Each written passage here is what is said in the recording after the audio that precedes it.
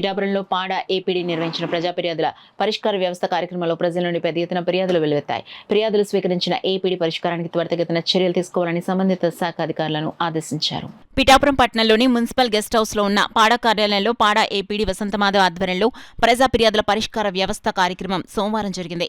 నియోజకవర్గంలో పలు ప్రాంతాల నుంచి ప్రజలొచ్చి తమ సమస్యలపై ఫిర్యాదులు అందించారు.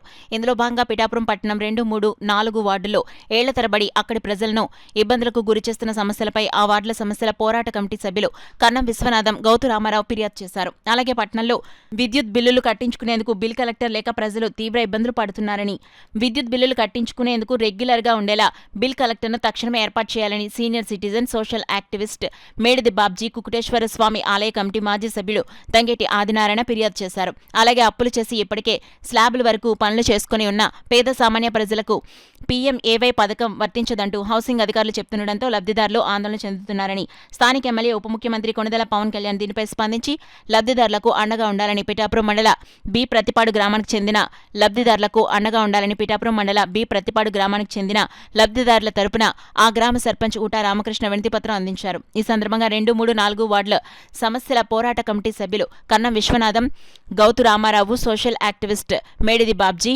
బి ప్రతిపాడు సర్పంచ్ ఊటా రామకృష్ణ మీడియాతో మాట్లాడారు. 3 మండలాల తహసీల్దార్లు, ఎంపీడీఓలు, 2 మున్సిపాలిటీల కమిషనర్లు, వివిధ శాఖల అధికారులు హాజరయ్యారు.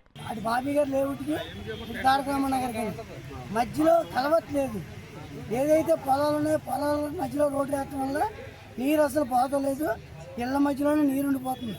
ఇళ్లలో పాములు వచ్చేసి, జర్లు వచ్చేసి నీరు ఆ రోడ్డు మీద పారుతుంది తప్ప అక్కడ చిన్న కలవట్టు తవ్వి కాలువ పెడతలేదు.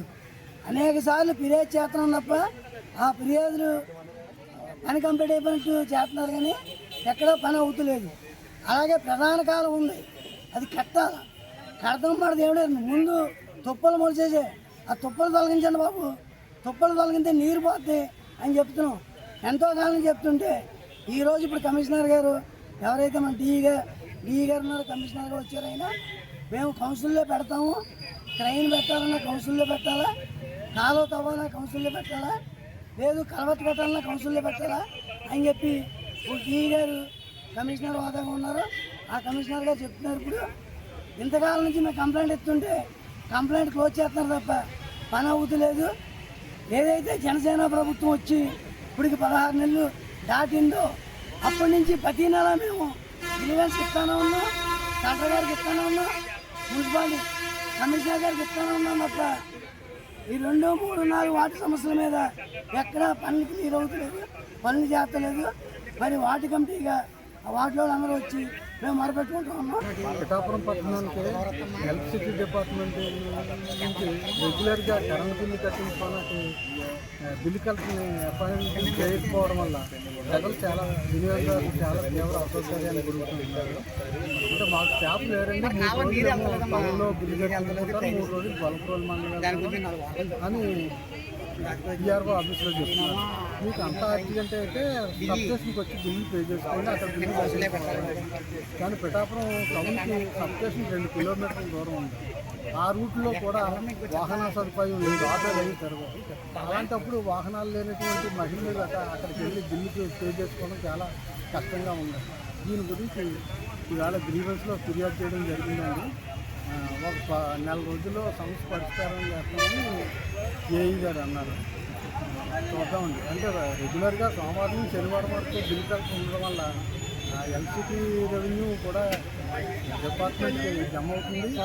దాని ద్వారా ప్రజలు కూడా డిఫాల్ట్ అవ్వకుండా సకాలంలో బిల్లులు పే చేసుకోవడానికి కూడా కుదురుతుంది. కాబట్టి ఈ సౌకర్యం కల్పించాలని దీనిలో ప్రత్యేకిస్తూ 2024 మన కూటమి ప్రభుత్వం వచ్చిన తర్వాత హౌసింగ్ కట్టుకోవడం జరిగింది.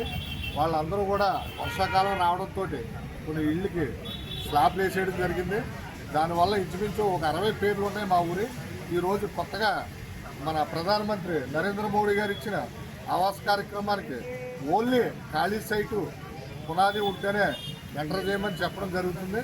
దానివల్ల చిన్న సామాన్యులు అందరూ కూడా మన కుటుంబ ప్రభుత్వం వచ్చింది, మన డిప్యూటీ సీఎం గారు మన పవన్ కళ్యాణ్ గారు ఇక్కడ ఉన్నారో మనకందరికీ కూడా అండగా ఉంటారు అనే ఉద్దేశంతో వీళ్ళందరూ కూడా చిన్న వాళ్ళు బాగా సామాన్యులు అందరూ కూడా అక్కడ ఇక్కడ అప్పులు చేసి స్లాబ్లు వేసుకోవడం జరిగింది. ఈరోజు ఈ హౌసింగ్ సంబంధించిన వాళ్ళు ఇప్పుడు వచ్చి ఓన్లీ ఖాళీ సైటు లేదంటే పునాది ఉంటే ఎంటర్ చేస్తాం లేకపోతే మీకు రాదని చెప్పడం జరుగుతుంది. దానివల్ల వీళ్ళు ఏం చేయాలో అర్థం కాక నా దగ్గరికి వస్తే మేము ఈరోజు ఈ పడా కార్యక్రమానికి వచ్చి అర్జీ పెట్టుకోవడం జరిగింది. దీని మీద పూర్తిగా గవర్నమెంట్ కాన్స్టిట్యూన్సీ మొత్తం మీద ఈ రకమైన ఇబ్బందులు చాలా ఉన్నాయి. మన డిప్యూటీ సీఎం గారు దీని మీద పూర్తిగా స్పందించి నిర్ణయం తీసుకుని ఈ లబ్ధిదారులకి అండగా ఉంటారని వీళ్ళందరినీ కూడా అప్పుల పాల నుంచి విముక్తి కల్పిస్తారని ఈ సభాముఖం మీకు అందరికీ కూడా మన డిప్యూటీ సీఎం గారికి అలాగే మన కలెక్టర్ గారికి పీడీ మేడం గారికి అలాగే హౌసింగ్ మన పీడీ గారికి అందరికీ కూడా తెలియజేసుకుంటూ వీళ్ళకి న్యాయం చేయాలని కోరుకుంటూ సెలవు.